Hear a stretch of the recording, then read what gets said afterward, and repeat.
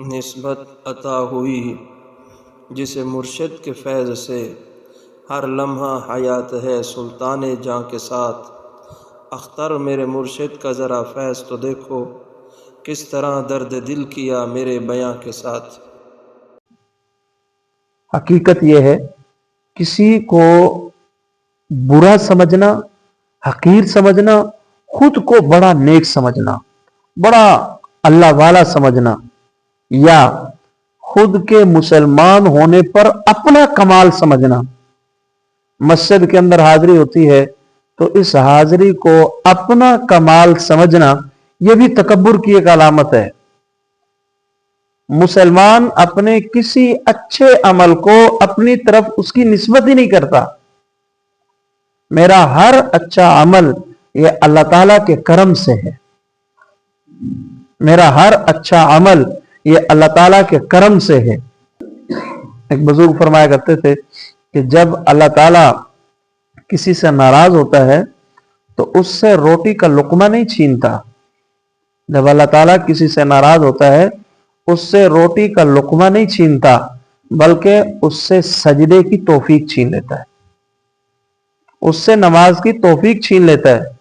کوئی یہ تصور نہ کرے کہ میں نماز نہیں پڑھتا، بلکہ یہ کہے میرے پتہ نہیں میں نے کون سا ایسا برا کام کیا ہے، میرا اللہ مجھے مسجد میں حالت سجدہ میں برداشت نہیں کرتا،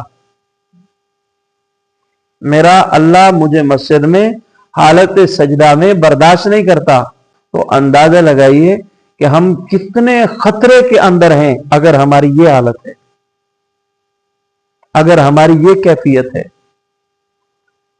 کوئی پرے پنچایت کا مسئلہ ہو تب تو مسجد میں میری حاضری ہو جاتی ہے، لیکن جب اللہ تعالیٰ کی وہ عبادت جو اس کائنات کے محسن انسانیت صلی اللہ علیہ وسلم کی آنکھوں کی ٹھنڈک ہے، اس عبادت کی توفیق نہیں ملتی تو میں اللہ تعالیٰ کی بہت بڑی پکڑ کا شکار ہوں۔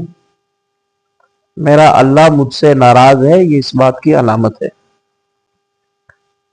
تو آج کی گفتگو کا خلاصہ یہ، ہم تکبر جیسے ایٹمی اور خطرناک گناہ سے اپنے آپ کو بچائیں۔ بظاہر چھوٹا ہے، گزرتے بندے کو سلام نہیں کیا، بظاہر چھوٹا ہے کہ شلوار کو ٹخنوں سے نیچے کر لیا، لیکن ہے ایٹمی۔